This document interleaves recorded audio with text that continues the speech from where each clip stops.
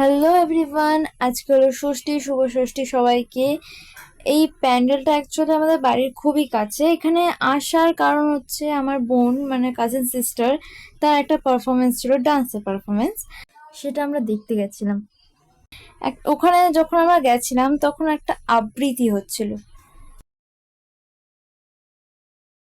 আর এটা হলো দিদির ষষ্ঠীর লুক।